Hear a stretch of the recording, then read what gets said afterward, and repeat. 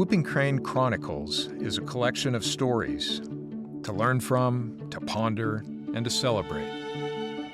I'm Mike Forsberg, a conservation photographer from the Great Plains.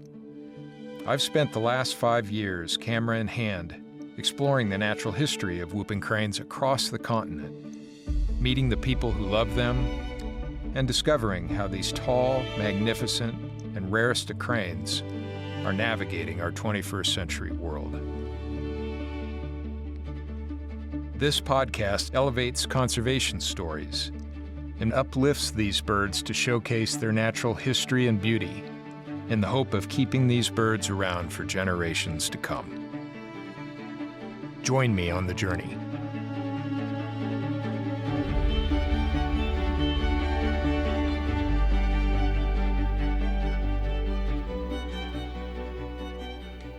Hello, this is another episode of the Whooping Crane Chronicles.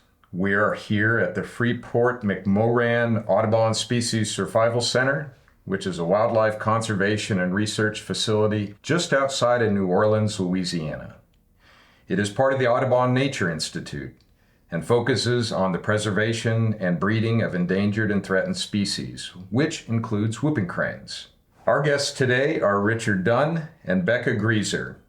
Richard is the assistant curator at the center, and Becca is the senior bird keeper at the center. Welcome, and it's good to see you. Great to see you. Thank you. Welcome back.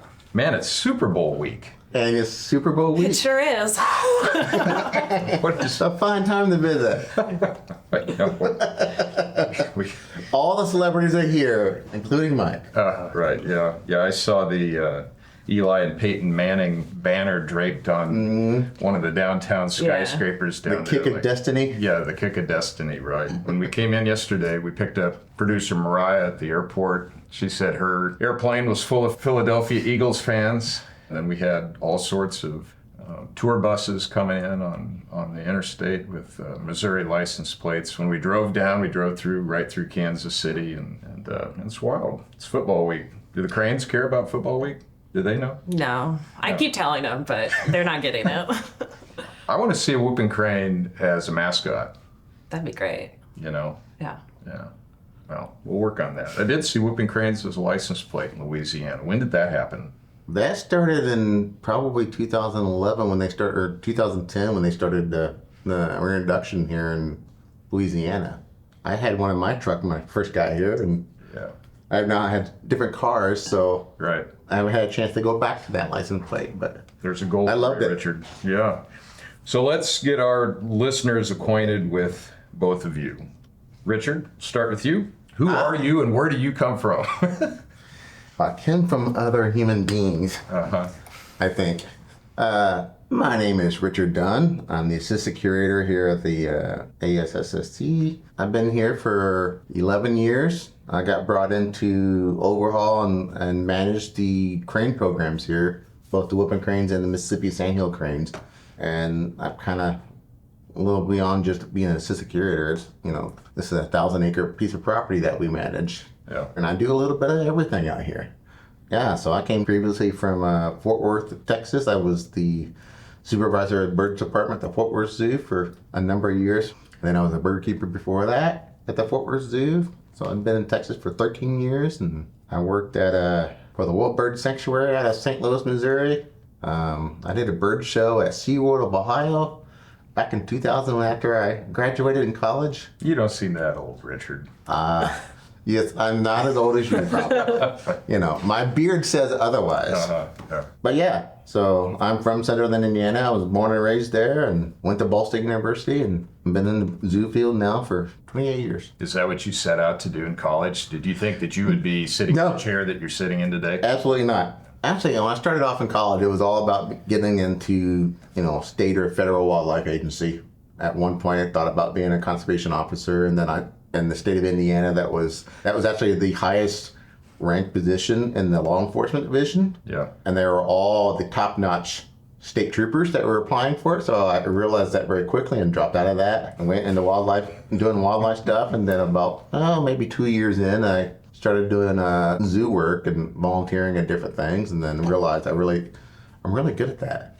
All right. Well, you talked about Becca here a little bit. Becca, how long have you been here? I have been here for just under 5 years. I started here in March of 2020, which was a very interesting time to start a new job. What's that?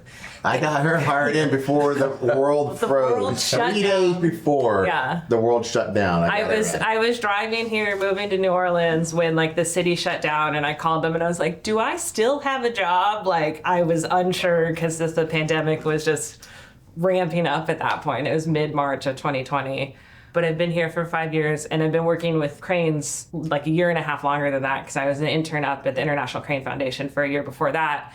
And then I spent 6 months at White Oak Conservation down in Florida, working with their Florida Grasshopper Sparrow program, but also with the cranes there as well. Where'd you grow up? I grew up in a suburb of Seattle. So You're a long ways. Long way from home. Seattle, Yeah, I've lived all over the country. I've lived up in Alaska. I lived in California, Colorado, Oregon, Wisconsin, Florida, and here.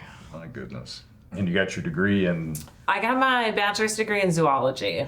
Yeah. So, part of my undergrad, I was getting an associate's degree at a school in California, and I read about California condors. And I was like, this is a wild story. Like, there was 22 birds left in the wild.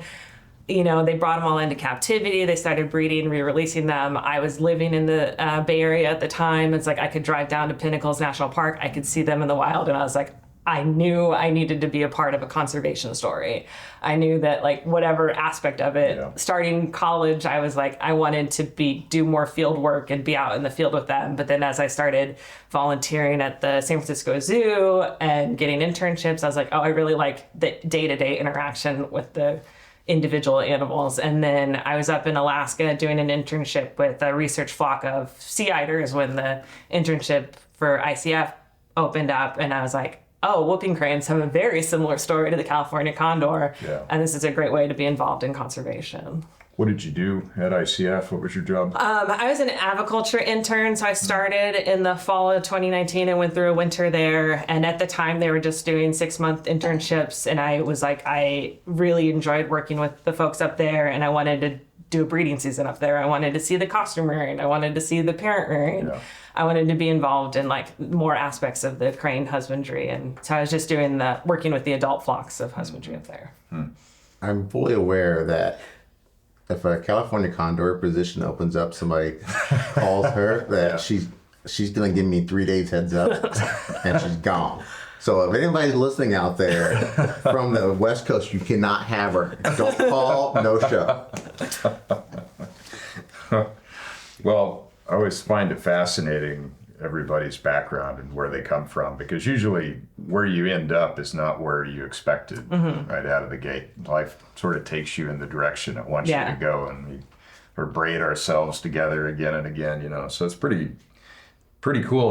When I started working on the whooping crane project back in 2019, I don't think that I knew that there were whooping cranes historically in Louisiana. I was pretty naive about that. I knew sandhill cranes had non-migratory subspecies, but this was all new to me. And so when I came down to visit you all back in 2021, I think it was, I was used to seeing whooping cranes out in the sweeping grasslands of the Great Plains and down on the Texas Gulf Coast, but not here.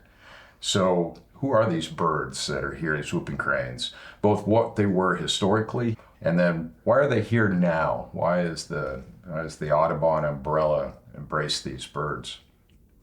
Yeah, so there is the presiding theory of the whooping cranes used to exist all across the coastal states, all the way up into the Northeast. But this is a species that's just been elusive. They don't do well with change and very specific habitat needs, and they didn't adapt well to changes in that. So, they ended up being in fewer and fewer places and more remote. And then southern Louisiana is pretty remote. There's not a lot of people here for the most part. There's a lot of swamps and a lot of wetlands, and there was still a pocket of whooping cranes here for years in the southwestern swamps of Louisiana and the coastal areas. We got down just to a couple individuals in the 1947. Robert Allen was a big focal person For Audubon. for Audubon, as far as he was U.S. Fish and Wildlife and whatever it was called back then. Yeah. but, put the call out of these birds disappearing on the landscape, and there wasn't many left in Louisiana, just from habitat loss and humans and hunting. The 1920s boom of feather, fashion. Trade, yep.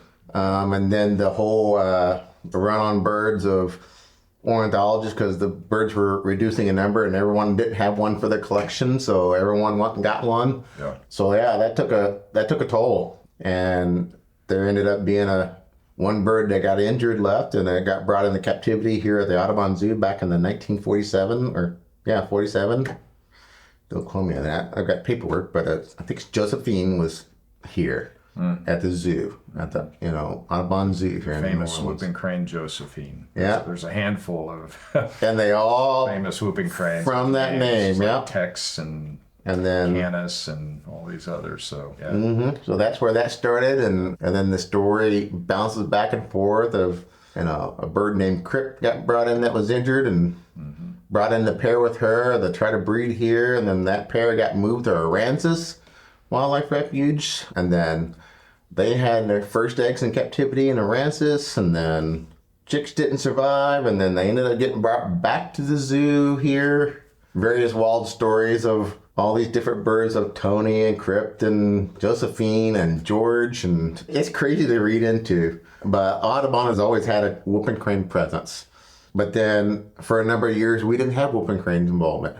So the state decided to get whooping cranes in 2011. They got their first birds in from Patuxent and started doing releases out in Louisiana. Audubon got back involved with whooping cranes. We got approval with U.S. Fish and Wildlife to become a facility that house whooping cranes again at the Freeport McMoran Audubon Species Survival Center. Which is where we're So we'll just say ASSC for now on. Yeah. But here in '98, we got approved for that. And we've got our first couple whooping cranes in for their breeding facility to try to produce eggs, take those eggs and ship them to Patuxent. Tell everybody what Patuxent So was. Patuxent Wildlife Research Center in Laurel, Maryland was where a majority of the whooping crane population was housed in captivity. There were probably 77 birds there. So 50% of the production of birds being released were done there. And if I remember correctly, I think the captive program with whooping cranes began somewhere back in the late 1960s. Correct. I believe early on. And then Patuxent was The model back in the day. model, and there were then other centers that evolved, other breeding facilities, or other places that became breeding facilities over time, right? So Correct. there was sort of these satellite centers as well. They all worked together. So Yeah, so everything was based off of that. So from 2000 on, we started producing eggs, and then all those eggs would then go to Patuxent to be reared, and then turned around and then released at either the eastern migratory population up in Wisconsin somewhere, or for the ultralight program, Operation Migration. yeah. So a lot of that went to that, and then the others went to Louisiana for release. And then 2017, that's when USGS got out of the whooping crane business at Patuxent and said, we need you to take all these birds and find a home for 77 birds in the U.S. and all the captive facilities, which none of us have that many spaces just sitting around waiting for birds to show up. So there was a lot of renovation done here in existing pens and modifications of different facilities to try to rehome that many birds. And then the logistics for that. So it took a year moving these birds. And we ended up transporting 33 whooping cranes from Martin Air Force Base to Bell Chase here at our Naval Air Station. So we had 33 birds All at one time. at one time. Yeah. So I went up there and we boxed them all up that morning and loaded them all up into the cargo belly. And I flew with them. That was an interesting plane ride. And then we landed at the Naval Air Station here, which is 15 minutes up the road. And then everybody here met us out there in the tarmac, and we unloaded 33 birds, brought them here, and then went through a whole process and setting up all the pairs everywhere. A couple of different facilities met us here. What do you remember about that day, Becca, the day that those birds arrived? I was not here. You weren't here? No, but I No. was an intern at ICF when that did happen, because I remember we made a radio announcement that the plane landed and all the birds got off the plane. But I do remember that day. Yeah. Well, let's back up a bit and talk about producing eggs and rearing chicks. What does that mean? What does it take to produce eggs? What does it mean to rear chicks? How does that happen? Is it like chickens in the backyard or what? I mean, in a perfect world, we can just let them be. They're able to reproduce. They lay their eggs. They raise their kids. Mm-hmm. But a lot of our birds, some of our birds here have wing injuries, especially the males, so they're not able to actually copulate with the females. They don't have enough lift to get on top of the female to copulate. And so we, as staff, have to intervene and do artificial insemination. And so we have to collect a sample from the male, which is really just rubbing their legs and then collecting with a little chalice their sample, and then we'll inject that into the female to hopefully get fertile eggs from these pairs. But we do have some that are naturally... And that's hoping that bird likes you when you're rubbing his legs. Yeah. And so, so we have a couple of pairs that we have to do artificial insemination with. And because whooping cranes went through such a bottleneck, and we have some pairs that or individuals that may be overrepresented, we're not necessarily doing artificial insemination between pairs or like a male and female in the same pen. So you may have to get a sample from a male that's down, like a couple pens down, and then inseminate a female just because they'll have better genetics than what is paired. But the pair that is in there is a great pair for raising chicks or getting the female in the ability to lay eggs in the mood. But we do provide nesting materials for the birds so that they can build their own nests, because as much as we would love to leave everything wild and ungrown, we are in southern Louisiana. It's a swamp. There are snakes and other things that like to eat eggs and chicks, and so we do have to mow these areas. And so we have to provide them with the nesting material, and then they'll lay their eggs. Once we have eggs, ideally we'll have the parents raise them themselves, but that may not always be the case because we're trying to increase production, or they may not be the greatest pair to raise birds. And we may bring those eggs into our building and we will costume rear those birds. So we'll hatch them out in a hatcher, and then we will jump in the whooping crane costume with the puppet head, and we as the keepers will raise the chicks as mama crane. Mm-hmm. So you got two tracks really that you do. It's parent reared, and or costume reared, right? Yeah, and sometimes it ends up being both. What's it like to be a keeper, and how many keepers do you have on staff now? Fully staffed for the bird department, we have 4 full-time bird keepers, and then we have a swing keeper that works both in the bird department and the mammal department here at the survival center. So any given day, there's maybe 2 to 3 full-time staff members on property to work the bird area. And then during the chick season, we'll usually have 2 stipend interns that'll come, they'll live on property, and they will assist us in the chick rearing. So take us through a typical day. You can choose your day, doesn't matter. But then I want you to take us through a typical cycle of the seasons. Okay. We'll start with winter because that's the less complicated. So a typical day, we will come out and we will do our morning husbandry. So we'll walk around, we'll give the birds food. They have buckets in there that we'll fill up with their grain, get visual check on the birds, make sure everybody looks good, nothing's out of the ordinary. And we'll do that for all roughly 60 cranes that we have. And what do their pens look like, just for they are, our sandhill crane pens are 50 feet by 90 feet. And that's essentially just prairie grassland that has an earthen bottom pond that we'll fill up several times throughout the week. And then it's got 8 feet fencing and with a flight netting on top to keep them in. And then they have a little shade area and then a little shed that has where their food and water is. And then our whooping crane ponds are, I think, 60 by 90 feet. Mm-hmm. And then they have, again, it's mostly kind of prairie in there, but then they also have a concrete, like beach style pond that's probably 30 by 20 feet and 3 feet deep at the deepest end. And that is just because the Mississippi sandhill cranes that we work with are a lot more prairie birds. And then the whooping cranes are really dependent on water, especially in that nesting season. Right. And so I'm going to provide a big pond for them to forage. And their flight netting is 15 their flight netting 19 feet. is like 15 to 19 feet tall. So they have a lot of space to move around. All right. So we set the stage. Yeah. We're in winter. Yeah.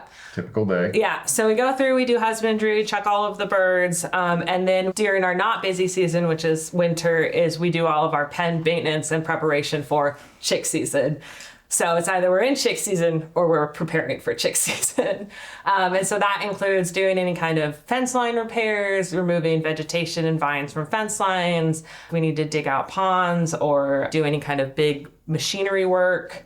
What else do we do in the winter? Tree cut back. So our crane area sits on about a 15-acre footprint, where we have like 60-something pens out there.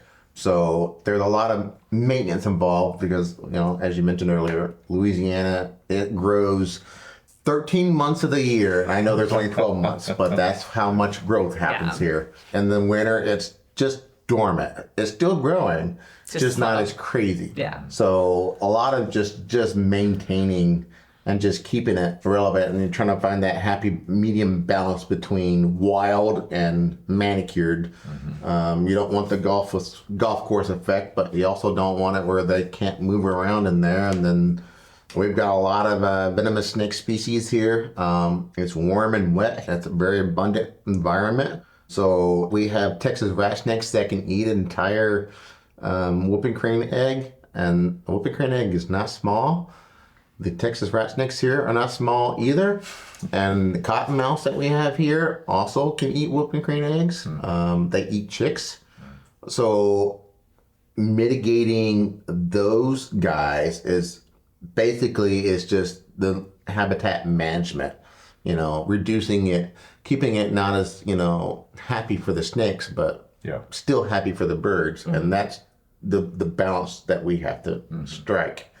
So that's a lot of what it is out there is maintaining. So, Rebecca does a lot less actual crane husbandry as she does more. She's the gardener that maintains some birds, just taking care of everything else to make sure the birds are happy and have everything they need. And we've got war stories of one of our whooping cranes defending against a cottonmouth and defending her chick from it, and getting struck by it and having this venomous bite and, filled with fluid and venom and still raising a chick at the same time. Crazy. She survived. She lived. That and that chick and raised that chick while we had to treat that bird every day. Wow. It's amazing what that bird can do. But yeah. So you're always in motion. Yeah. It's always some regular stuff you do every day, but also stuff you never would imagine every day probably that happens, right? That's exactly it. Yeah. So the husbandry is it's maybe 2 hours of our 8-hour day, and then the other 6 hours is landscaping, maintenance, and doing things I never and thought I'd be repair doing. and So we're sitting in early February right now. When does chick season start? So our Mississippi sandhill cranes will start laying the first week of March. Is typically when they'll start laying. They've been really nesty this year because of our snowfall. And that's right, snowfall in snow Louisiana. in Louisiana. And so I'm anticipating they may lay a week earlier because it snowed and then it got really nice. Yeah. So we'll start getting eggs from our sandhills in March, which hatch out first week of April typically. And then April is when our whooping cranes start laying. And then we'll start getting eggs from the whooping cranes. Okay. And then from that point, the chicks hatch through to the time that they go do something else. Yeah. So our chick season lasts early March. Our chicks leave for the refuge. It's usually the first week of November. What refuge is that? So our Mississippis will go to the Mississippi Sandhill Crane National Wildlife Refuge over in Goshen, Mississippi. And then the whooping cranes will go out to White Lake Wetlands Conservation Area out in Dayton, Louisiana. Thank you. Southwest Louisiana. And so we have a very long chick season where we can't do any of the maintenance I just described. Right. We have to be able to mow, so we'll end up doing some maintenance, but it's down to once a week. So for the sandhills, we are fortunately at a position where we just parent rear sandhill cranes. So we are very hands-off with them. It's not as involved as it is with the whooping cranes. With the whooping cranes, we have 5 pairs, 3 of which are productive right now. And so we'll have 3 pairs that are going to be hopefully parent rearing cranes. And then we end up costume rearing a lot more than that because we get eggs from the eastern migratory population due to the black fly hatch out in Necedah National Wildlife Refuge up in Wisconsin. Necedah National Wildlife Refuge in Wisconsin is where a lot of eastern migratory flyway breeders are. But the first nesting attempts at Necedah usually parallel the black fly hatch in season, and those birds very rarely, if ever, are successful at the nest on that first clutch. Yep. So biologists go out, grab eggs off of those nests, and they'll get sent send down those here. eggs down here. So they're not lost eggs. No. They get put into the population, but Yeah. they get transported down to places like here. Yeah. And we Forward. yeah, and we typically will get a lot of those black fly edge because it's warmer earlier here. And so we're ready for chicks earlier than because they have the ability to keep them up in Wisconsin, but it's still pretty cold in April in Wisconsin. Right. So Right. And then oftentimes our birds aren't ready for that. So a lot of those first sets of bags will end up being costumered. There's other facilities like Dallas Zoo and us, and perhaps in Florida that will receive the egg. But typically it's us that receives the majority of those eggs that come down here, and then we try to rear as much as we can. What's it like to costume rear a crane? it's frustrating. They know they're endangered. It really teaches you patience. So you are, for the first several days of their life, you are in an 8-foot by 8-foot pen with them indoors under heat lamps in a full white costume and a puppet head. So it's very hot. And you are trying to get this little chick to eat food and drink water are our first 2 goals with them. And so it is just, you spend 15 minutes, 8 times a day in with them, and you are just picking up pieces of food with the puppet bill and offering it to the chick in hopes that they eat it. 15 minutes, 8 times a Yeah. day. Per chick. At least 15 minutes. Yeah. 15 to 20. Depends on how well that chick eats Yeah. or not, Okay. and figures it out. Yeah. So they do pick it up very quickly for the most part. It's usually within the first 2 days they're eating on their own. You can encourage them to eat on their own. And within 5 days they're fully eating on their own and drinking. And we're less focused on trying to get them to eat and drink and more focused on getting them exercise. And so after we kind of hit that first several days, we start taking them out on walks. And so in your costume, you'll be playing a brood call, which we've recorded from our pair adult whooping cranes. And we'll play a brood call, and then the little chick will just follow you out into our little chick walking yard, where they will follow you around for 15 minutes, and we'll stop in a pond so they can forage for bugs in the pond or take a bath, and then we'll take them and put them back. So you've got a recorder that is constantly playing this. Brood call is just the voices of the parents interacting with the chick. Just trying to get the chick's attention. Okay. And so we'll start off when they're really young playing that brood call often, and then we'll slowly transition it to just when we're feeding, giving them treats, which is maybe mealworms or crickets, just so that way if they decide to wander off on their own, we can start playing that brood call and they'll come running back to mom. Right. And so when these chicks are born, when a crane chick is born, they're about the size of a big tennis ball. Yeah. Maybe. you Yeah. know. And by the time that there may be time to leave this facility and be released into the wild, they're a lot bigger. Yep. aren't Yeah. right? They grow like a weed. So they start off around 200 grams. And by the time we release them, they're 5.5 kgs. Some of them end up being 6 kilograms. And they're pretty much full sized in 2 months. So, What's full size? 5 feet tall and, My God, it's flying. like watching the corn grow. Yeah. Right? Yeah. They reach flight typically within roughly about 70 days. They're flighted. So we're talking about these guys that went from tennis balls to, almost a fully grown adult in 70 days and flying around your head Yeah. in 70 days. What does success look like? Where do you want those birds to be at the time that it's ready for them to leave this place and be released into the wild? What are the check marks that they have to get on their sheet to say, yep, They're good ready. to go. Yeah.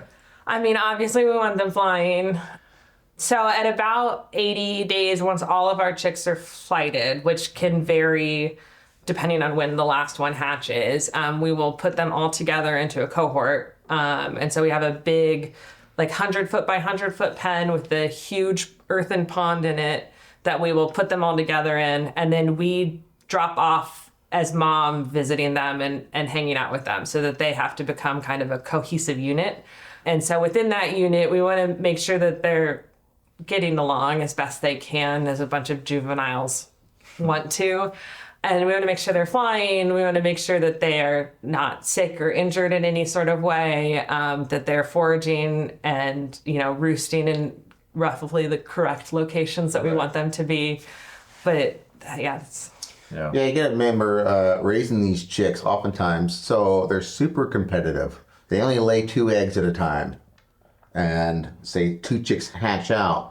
It's very rare that both chicks survive, and get reared together, because there's intense competition between those 2 chicks. Mm-hmm. The same is true if you costume rear them, even more so, because now that competition's there, but then they get sole attention from Mama Crane, and we call all of our crane costume keepers Mama Crane, because when you're in a costume, you don't do anything that a Mama Crane can't do. Right. And you only do crane stuff. Mm-hmm. Mama Crane doesn't go around and open doors or pick up feed buckets or stuff like that, because that's not what crane can do. And we can only do so much as a costume crane keeper. Just the amount of time and energy and resources for each chick reared. It's 5 hours a day per chick.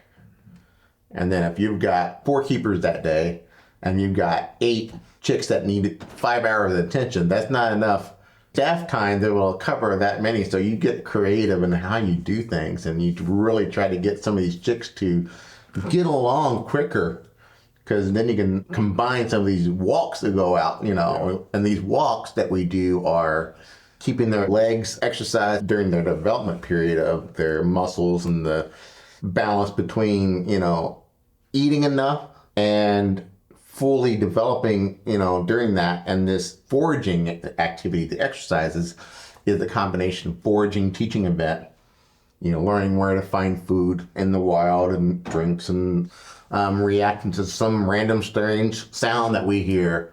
But the competition between them, because they're always trying to fight, it's exaggerated when it's costume reared. So they don't want anyone else to have the attention of Mama Crane except for them. So if another bird is, used to the same thing, it's just heightened rivalry. Yeah. So we get them used to each other faster and earlier, just because they're so used to only having all the attention. And I mean, the other thing with, especially putting the chicks together at cohort, is not a normal thing that 3-month-old chicks do in the wild. They usually stay with their parents for the full year. That's a great point. And so when you're putting these chicks together as a cohort, it's like there's also that competition of that, we took mom away, and now they're having to kind of fend for themselves a lot earlier than they would if they were in the wild. Yeah, because our ultimate goal in rearing these chicks, costume reared, is to get these guys the best possible chance, so that when they go to the wild, they have that much better chance of thriving and surviving. Yep. And it's shown that, these chicks do better if they form buddy units that have more eyes watching the environment to survive, because your singletons typically don't survive as well. Yeah. Because they're used to being with parents for a year, who have already done it and they know it. But these chicks don't know that stuff yet.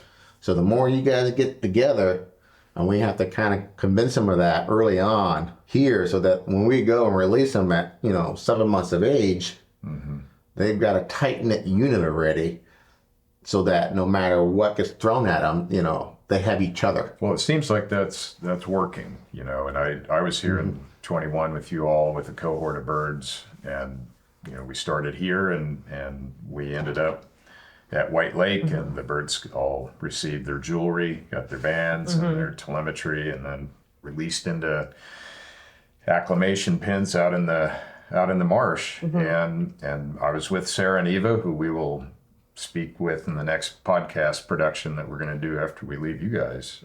and pick the story up from there. But it was quite obvious when those birds were released out in that acclimation pen, they did feel like they were a flock, if you will. You know, they definitely had some bonds together, and it was very interesting over those days afterwards to go back each day and look at those birds and see where they were at and who they were buddying up with, how they interacted with the territorial pair that was there, that was just like them years prior. Yeah. You know, so it's really fascinating, everything that you all do. I imagine, though, I mean, I know based on that 21 year, not all the chicks in the cohort are able to be released sometimes. Tell a few examples of stories about those birds. Yeah. So in 2021, we had a couple birds that we ended up having to hold back due to medical issues. So one of them was Fog, who was an individual we got from the Baraboo Hills pair, which is just right outside of the International Crane Foundation, not quite far.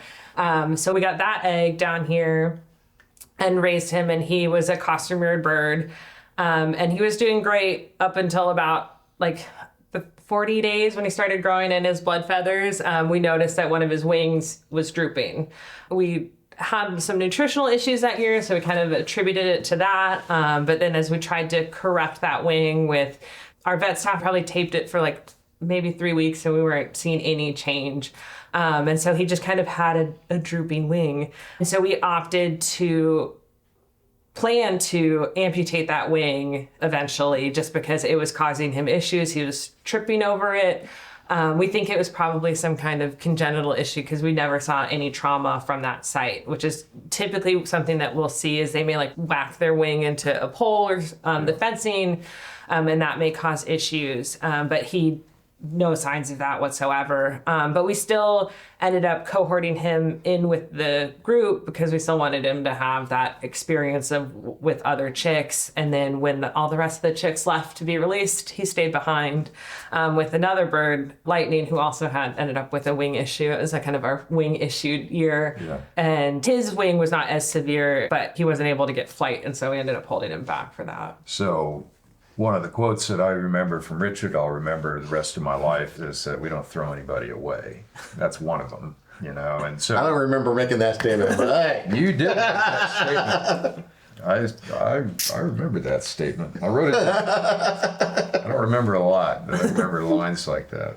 Anyway, and Lightning, I have a particular affection because, you know, I have a particular connection with him, right? Mm-hmm. And in the case of Fog does come from the Baraboo Hills birds, and watch those birds along with the folks up at ICF and George Archibald and the landowners root for those birds every year, and every year something happens, you know, and they haven't been successful raising a chick to fledge yet, and maybe someday they will. But what is Fog doing today? What is Lightning doing today? Because I came back in 22 or 23 and saw those two work together in an enclosure, whatever you want to call it. And they seemed quite happy with each other and buddies, but I knew that wasn't the long-term two males, you know, right? They haven't reached sexual maturity yet, but then probably by year 3, they start to not get along because they're males as their hormones come on. Lightning has now moved on he has now been paired up with a female. I believe her name is Sunshine. Perfect. And at the Stone Zoo outside of Boston, Massachusetts. Cool. So they're in a beautiful exhibit there. I've seen her out there in that enclosure. So he is now buddies with her up there. So anyone's in the Northeast area, you can go see Lightning up there. They're great. And what's the name of the zoo again? The Stone Zoo. So it's part of the Franklin Park Zoo and Zoo New England. So both of those, the one is in Boston is Franklin Park, and then right outside in Stone Zoo is, I forget the town.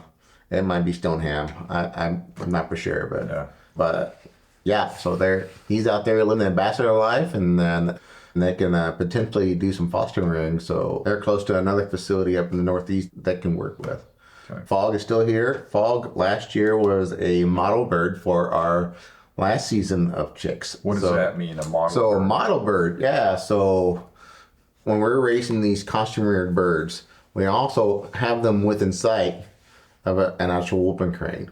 So yes, we do wear costumes when we're with these chicks, but it doesn't have feathers on it. It's a white cloth essentially. Right. We're wearing a ghost costume with a crane puppet head that looks very realistic. It's great, and it's amazing, but it's still a sheep. Yeah. So we have what we call model birds, which are usually singletons or pairs that aren't reproducing or aren't doing anything. So, we give them a role, an opportunity to do stuff for the program. And that is, lead by example. So that's what a model bird is, to, hear the voices, respond to environmental cues, see them act like cranes. Unlike a lot of other species of birds, they have a year-long learning process. They have to be taught how to migrate, Operation Migration. They got to be taught crane language and stuff, what it means when they say things. So I imagine when a bird from Louisiana with the Cajun dialect meets a bird from Wisconsin and Wisconsin dialect, it's a little different. Crazy. But that helps teach them that crane talk, because we can't provide that. We have a couple of, recorded sounds and stuff that we have alarm calls. When we see something, we can, on our recorder, we can press the alarm call when we see the bald eagle fly over. Or a helicopter or a plane, because we're near a naval air station, so we get jet flyovers all the time. Right. So we respond to that. Say a human pops over into the pen next door and they see that, Mama Crane needs to tell them that's not right. Yeah. Because you're teaching them everything. So that's what that model bird does, is help teach them when we're not there. And it helps get them into that bond of getting with other chicks, because they now see another bird. And then going out to the wild, they're going to see other birds and learning that interaction, because a crane costume reared chick is not going to have the same learning experiences and speaking abilities as a parent reared chick. Yeah. A lot of the birds released in Louisiana are costume reared. So introducing them to more cranes and different behaviors that we can't teach, that's what those model birds do. Well, I remember in the case of Fogg, even though Fogg wasn't released, Fogg had a model bird named Judy. And they were separated by netting, but they were right next to each other. And so it was really interesting to watch with the time that I had, the interactions of Judy and Fogg, even though a lot of it was subtle, but a lot of it you could just hear. And that seemed like such a great and obvious thing that these birds need. Yeah. And we also had a different model bird. After they left Judy, they went up to another bird called Pippin, who seemed to not like any other cranes. Pippin is a big male. He's aggressive. Can't get him paired up. We've tried him with different females and just hasn't gotten along with a lot of birds. He's been wonderful as an artificial insemination donor, so he's still providing for the population, but he has a soft spot for chicks. And it turned out he's an awesome role model. Yeah. He loves chicks. He sticks them under his wing. He sees them. He protects them. He gets angry when he sees other people around those chicks, and he adopts these chicks. And we use him as a model, and then we'll put him out in our covert pen next door, and he displays threat displays to anything else. So these chicks are learning that's what a threat display is. I use this whenever I see that.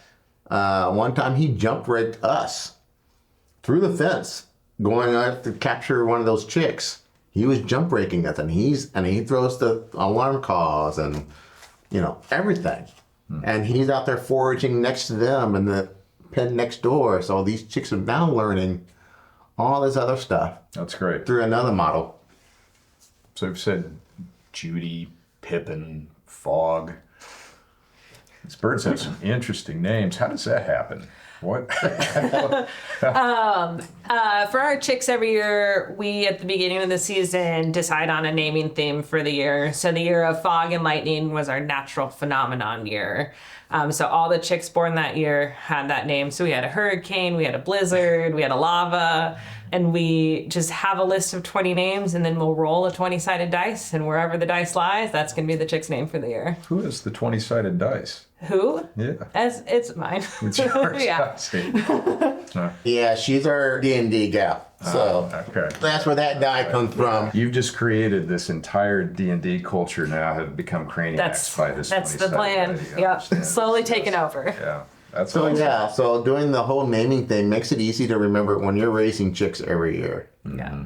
You know, it's hard to remember 22B013 versus B07. Yeah.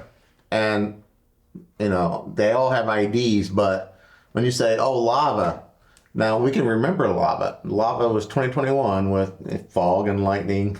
Well, guess what? Lava is a father now out in Louisiana. Great. And we raised that chick last year. Yeah. Right? 2 years ago. But 2 years yeah, ago. we have his offspring here. Is that right? Yeah, Mama's kid. Can I see that kid? Yeah, he can. All right. Yeah, so it helps us remember these things, you know. I can remember the bread years. That was 2011. And it now puts, breads, matzah, beignet, waffle, cornbread, all the different names. And it helps you remember how old they are just by associating to the naming thing. Do you have all these names like written down in some big book or album or anything like that? I don't know if we've I don't done really have that. a We list need to of do them. We that. should, yeah. Good idea. I'm glad you're here for that. Yeah. But Dropping ideas. but we have them all obviously in our records and stuff. But I imagine you'd get attached to some of these birds. Yeah, I mean, we definitely have soft spots for birds that we're rearing and raising, and it's exciting to see them go out and be in the wild. And Is that hard? No? Is it hard to see them go or hard to...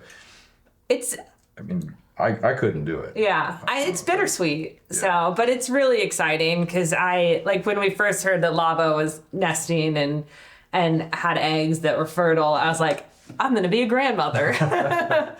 So it's all in the work for conservation. Like, that's what it comes down to, is that like what we're doing, and we're raising these birds for release to help better the species out in the wild. And like that's it for me. Like, there's nothing better in the world than that feeling. So it's bittersweet to see them go, but yeah, I don't have as much emotional attachment to the individuals as I do like classes. Just because I'm old and blind now, you know. So these guys keep me out from raising a lot of the chicks. They don't want me stepping on the chicks that are so small. And I'm like, where's the chick at? The mama crane. And, you know, so I do all the other stuff. So I don't do the individual stuff, but then I'm often become Monster Man. So I'm the bad guy that comes in all the time that they see. And, you know, if they don't like bearded men, that's probably my fault. So I serve that role more, as the dislike is poured on me, and then Becca gets to do all the cool stuff of being Mama Crane and the crane that the chick runs to whenever I set it down after being handled and, you know, looked at by a vet.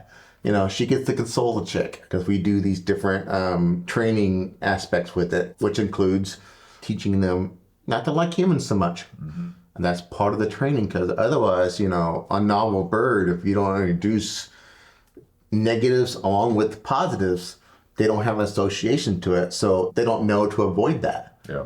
You don't teach them these things are bad, they don't know it's bad.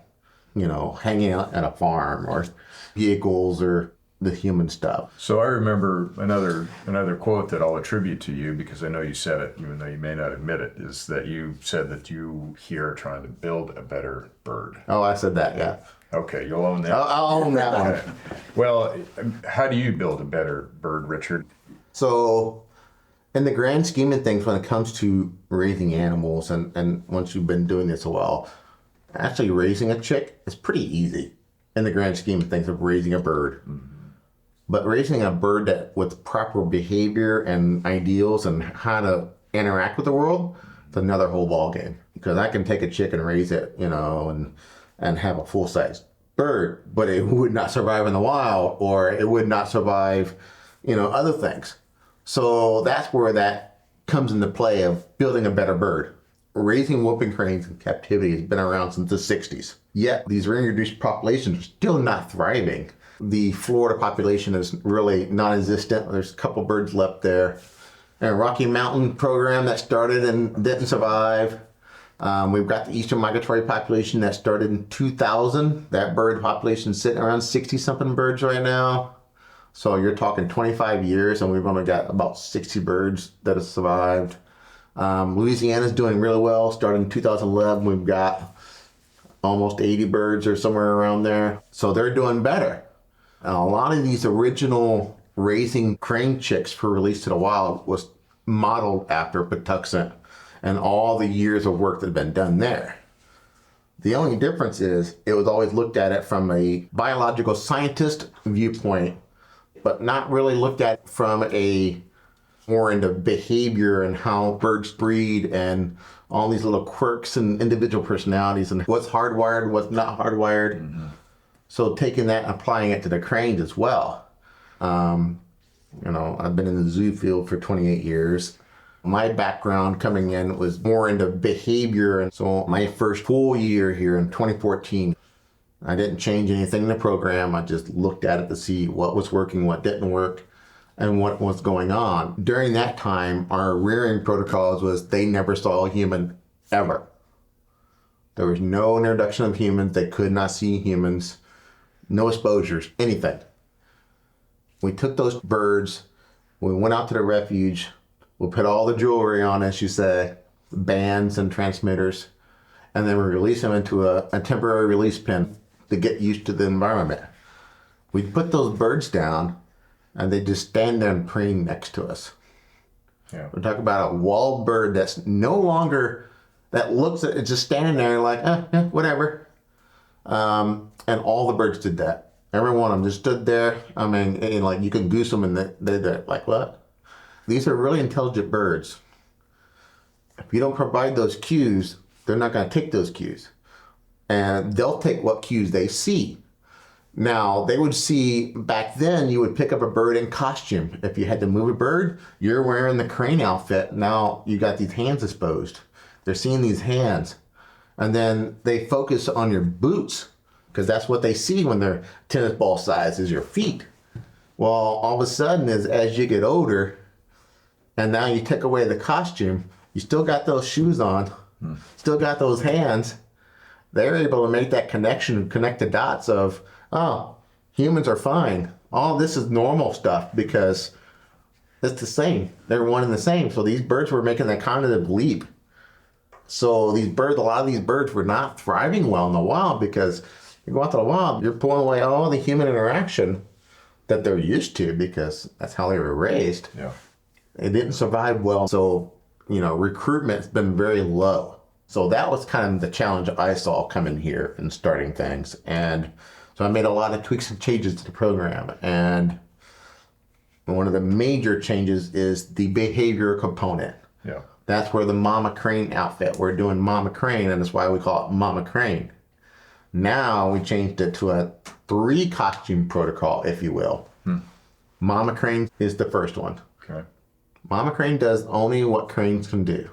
Mama crane doesn't pick up chicks. Mama crane doesn't open doors. Mama crane doesn't ride a tractor. That has happened before. Mama crane doesn't side, doesn't mow, doesn't pull vines, although they can pull vines with a beak if they want, but teaching them things that mama crane does. But then introducing the negative aspect, which is the human. So now pick up the chicks for health checks or fixing anything. The human is what does that. So in conjunction with that, mama crane is actually going to be in with the chick when a human comes and then demonstrates defense of the chick, alarm calls, and actually attacks the human to defend the chick from this human coming to pick up its progeny. So these chicks are now learning defense and predator avoidance by doing that. And then when we're done with the chick doing our exams and health exams and stuff, bring the chick back, mama crane's there attacking us, but then as soon as it gets the chick, runs away, takes the chick and runs away from us and consoles the chick, and now providing that identity separation of humans and mama crane. So, we still have to do normal husbandry and servicing of the enclosures and exhibits that they live in. Well, if they do that as a human, they get used to it and get accustomed to it. Right. So now we have a 3rd costume, which we call the ghillie suit, which is just a ghillie suit. It's what it is. It's the camo gear of leaf, and we like to do the leafy ones because it's the most mobile for us. but it also provides leafy breakup of the human shape. It's still roughly human shape, but it's leafy and brunchy. And that outfit is our service outfit. And that one goes in and does stuff, but it doesn't interact with the chicks. Now the chicks interact with the ghillie, but we don't respond to the chicks, or try not to, unless they steal stuff, We've had some chicks to get, individual personalities that like to steal stuff from the ghillie.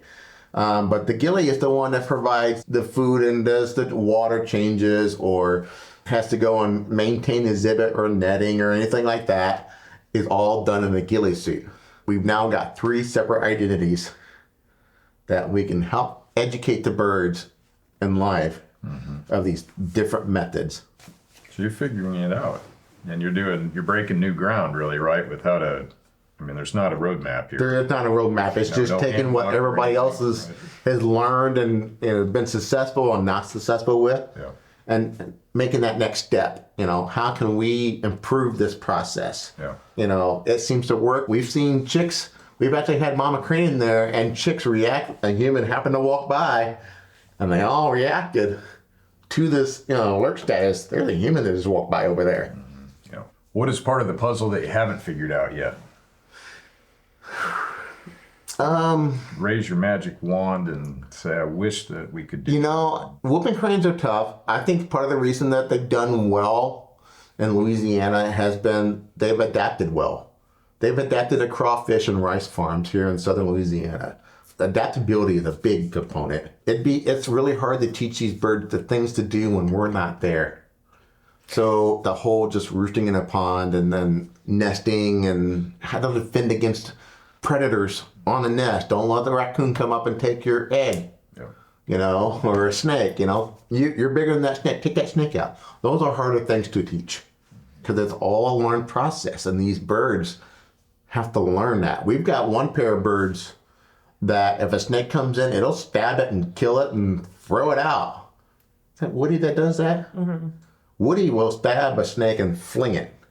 It's amazing. But not all birds know that. It's just that teaching them everything. And that's the other part of the change in us raising birds here is everything used to be such isolation. Problem is, these birds are going into an environment that is not isolated anymore. Unless you're in wood buffalo in the farther northern territories where there's nothing. But if they're talking Wisconsin, Texas, the central flyway states, there's humans everywhere. There's activities everywhere. There's human imprint everywhere. Yeah. And these birds are going to a human-driven environment. Mm-hmm. So if you raise them in isolation, they don't do well in that environment. Mm-hmm. They get exposed to lawnmowers and get used to that sound a little bit. Yeah. But we don't want them to freak out so much that they, hurt themselves in the process every time they hear a mower. But we also don't want them comfortable with it. So you have to do that balance. They need to understand that they're in this environment now. So they're being exposed to it. So we expose them to little things and say, avoid these things. You're going to see it in the wild. Avoid that. Becca, as a keeper, what is one thing you wished that you had, or one thing you wished you could do that you can't do right now? I wish I had more staff and more space. That's really the limiting factor for us, is if we could raise 30 whooping cranes, we would, but we don't have the staff to cost sugar 30 whooping cranes. We don't have the space for it. Yeah. So, that's the biggest. I wish I had money, because then I could do a lot more. Yeah. Well, let me ask you about these birds. The birds that you have here really have forever homes here, most of them. Unless if they get moved off like lightning went to, the zoo north of Boston. But somebody else gets to provide for them now. Right. But these birds live a long time. Mm-hmm. Mm-hmm. 40 years, typically, you plan for 40 years for individual bird. So that's a long time to plan for a bird. Mm-hmm. And then resources dedicated to that. Yeah. I think, what was it? I forgot my numbers. To raise one chick annually, it cost us, individual chick cost a little over $7,000 to raise, costume rear. Mm-hmm. Now, if I did that, a parent reared bird, that cost drops down to about $3,000. per bird and just resource, you know. Yep. And then looking at the facility, I mean, you know, we've got 15 acres of cranes. And even that, just to maintain that area, you're looking over $200,000 a year just in that alone. So trying to pay staff what everyone deserves and finding enough staff and then having enough money to get more staff to be able to raise more birds. And what we can do is based on staffing, which is based on resource of money. Yep. And that's very limiting. Yeah. So. Because we have 4 full-time staff. We will hopefully have 2 stipend interns in the summertime to help raise chicks. But in addition to raising anywhere from 4 to 12, 18 costumer birds, we have to take care of the adult flock and then the other birds on property that we have too. 7 days a week. Yeah. So it's just like, whereas other facilities may have a dedicated team that just does costumery, we don't have that. We're doing everything. So our greatest wish is the funds to do this wonderful little aquatic area, water park for the birds to be able to, it's so naturalistic, yet we kind of maintain a little bit so we don't have all the snakes go, ooh, I love this too. But then having enough staff to be able to do all that. So it gets hot here. Wearing that costume and, you know, the talking to me once about having 90 degrees. Air-conditioned vests or vests. something. Yeah. Yeah, so say you've got a heat index 112 because of the humidity, and not the heat, because of the humidity. And then you're in that costume, you're In the chick sun. after chick after chick, Yeah. all day. Because, you know, yes, you know, we talked about earlier of 15, 20-minute walks 5 to 8 times a day. Yeah. And if you've got 5 chicks at the same time, they all need that in one day. And then you rinse and repeat the next day. Whew. It's exhausting. There's usually that 2-week period where it's just, I think Rebecca's going to quit because, you know, it's been 2 weeks straight of that. She's like, I just need a break. That's the roughest part. We don't have any chicks right now, but now we're also getting ready for chicks. Yeah. So it's a lot of projects. Constant cycle. So it's just cycling through. Just each time of the year, it's just something different that you're now, it's all about chicks. Do most folks in Louisiana know what a whooping crane is? No. Do more people know what a whooping crane is now than maybe 10 years ago? Yes. Why is that? Education. So we're getting the word out there. The state has done a pretty good job. ICF actually has a representative assigned to Louisiana, actually. They go out to all the Louisiana loves festivals.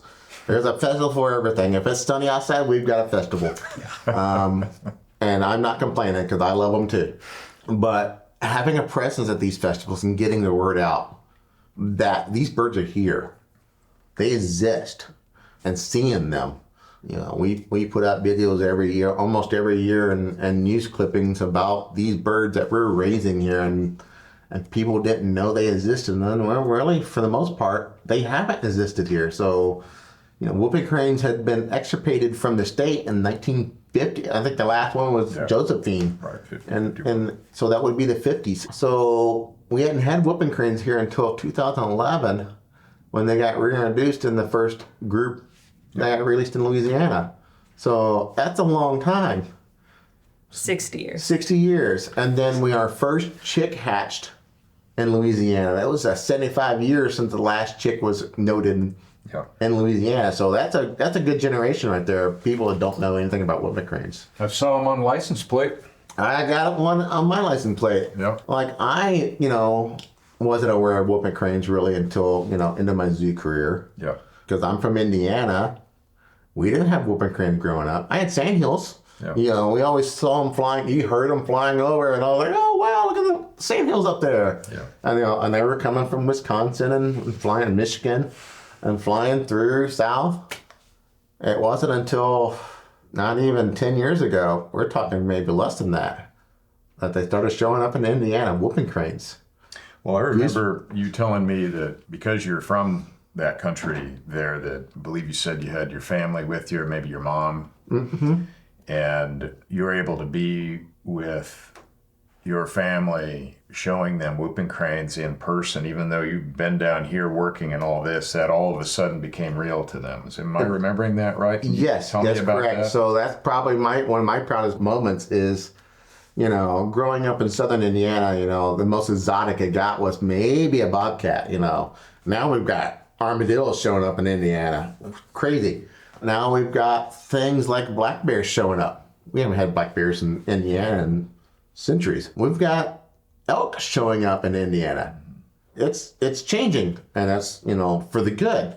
But whooping cranes started coming through, and when they started staging over in Goose Pond area and stuff. And I grew up an hour from there. All of a sudden, whooping cranes near where I grew up, it's amazing. It's like, I have to go up there and show my family this because they're all up in Indiana. And, I'm the weird one that traveled around the country and lived in different places. And, all my family's up there. So they don't really see the work other than what I have shown them and, and videos and tapes. But being able to take them out and went up there for one Christmas and seeing whooping cranes and what did they think? Having my mom like, what?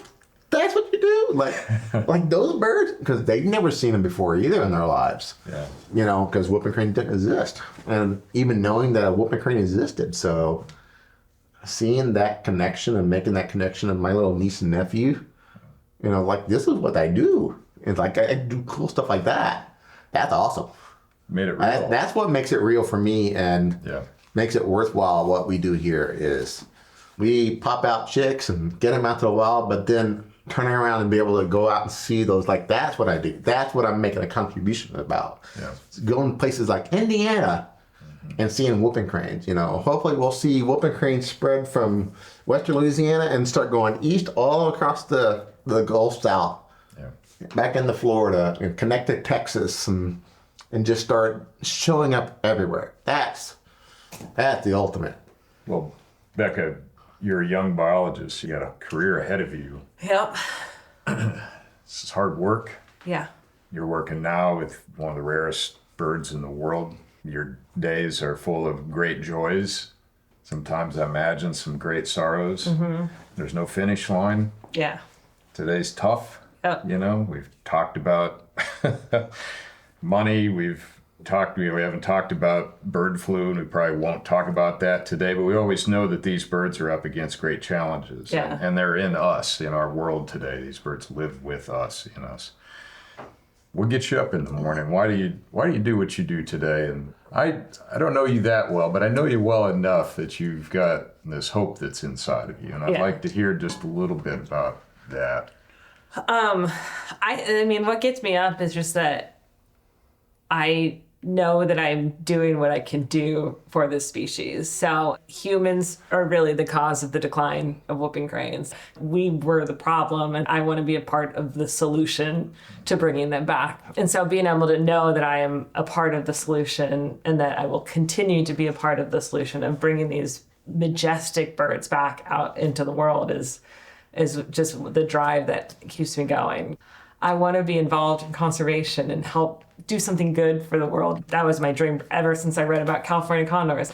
Because I could be in an office somewhere. Making more money. Making a lot more money than I do. But I mean, I had a day this week that I was like, there's people that are just sitting in an office and not having a care in the world of things that are happening. And I am so passionate about these birds that I work with. And some days it's really tough. And then some days you're walking a chick and, it's following you and it's begging for food or you're feeding it and it takes it. That's why I'm doing it, is that I'm raising these whooping cranes so that generations beyond me are going to be able to see them in the wild. And that is it's so special for me.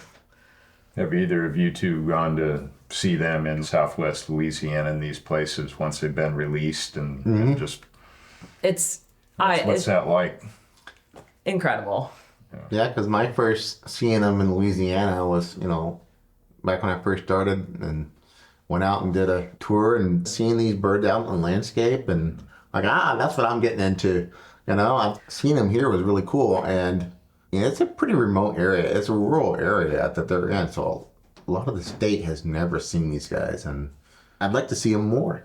Yeah. I'd like to see them, making those reaches here and there. And people will start to see them and go, wait, there's a big bird out there next to the sandhills. What is that? And that's what gets that going. And hopefully I want people to go, oh, it's a whooping crane. Yeah. When that becomes a thing, like, oh, it's just a whooping crane. then we know we've gotten somewhere. But until that happens, I think what's also special is we'll go out and take our birds out to White Lake to be released every year. You'll see the previous year cohort kind of lingering around somewhere. And so knowing that our birds from the previous year are still making it and surviving. And then we're in contact with Sarah and Eva. And if we hear our birds from 3 years ago, they're nesting and now they're like, they have eggs of their own. It's like building this kind of like network of these birds that we helped raise that are out there that are helping create the next generation of birds on their own. It's like we're doing something right that we're getting birds rearing their own chicks out there. Yeah, it's quite remarkable. Yeah, Is. it's really special to see. Like I've known you since you were a little tennis ball sized fuzzy bird, and now you're. And you were a pain. You wouldn't eat this or that. So have you decided what the cohort's going to be, what the theme is this year? We're pretty close to deciding. What we got? I think we're going to go with rivers this year. Ooh. Yeah, I really want a bird named Platte. And then I really want a bird named Chattahoochee. All right. Oh, rivers, huh? Yeah. All right. Mike, you got a river you want to contribute to this and we'll put it in the hat? I think we'll huddle up with my PBT crew here and we'll come up with a Yeah, you guys do that. Come up with a river and we'll put it in the list and we'll roll for it. That's awesome. Yeah. What a treasure here. And you two are treasures too. Every time I sit down and talk with folks around anywhere in the conservation world, but especially in the crane world, you all are wickedly smart, but what you have more than anything is heart and commitment and resilience and compassion and all of those things that make the world livable today. We've got some characters. You got characters just like these cranes, man, and thank God you do. Is there anything that I've missed? Any final shots that either of you want to say? Go cranes. Go cranes.